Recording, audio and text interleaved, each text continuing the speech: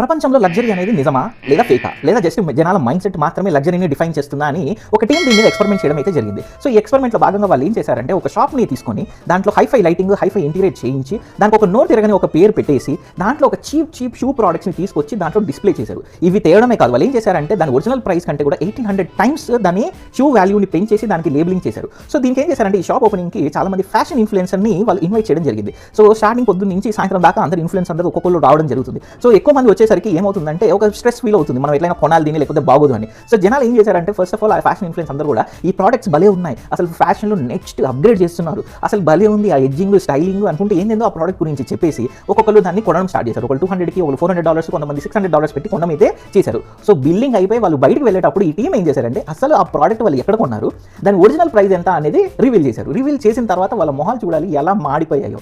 So ఈ fashion influence అని అందరినీ ఇన్ఫ్లుయెన్స్ చేసి అడ్డమైన ప్రోడక్ట్స్ని కొనిచ్చే ఇలాంటి వాళ్ళే వాళ్ళకి అసలు అది ఏ క్వాలిటీ కూడా తెలియదు అనమాట. అలాగా వాళ్ళు ఇది అప్గ్రేడ్ అయిపోయింది, అది అయిపోయింది, ఇది అయిపోయింది అని చెప్పి జనాలు ఎలా మోసం చేసి లగ్జరీ వైపు లాగుతారు, అన్నెసరీ థింగ్స్ కొనిస్తారు అనేది ఈ ఎక్స్పెరిమెంట్ అయితే ప్రూవ్ చేసింది. ఇది చూసిన తర్వాత నాకైతే నిజంగా డౌట్ మనం పేలింది. నిజమే కదా, మనం అనుకోకుండా తెలియకుండానే ఆ ఇన్ఫ్లుయెన్సర్స్ చేతులలో పడి మనము వాళ్ళు ఏది చెప్తే అది కొనడానికి ట్రై చేస్తూ ఉంటాం కదా.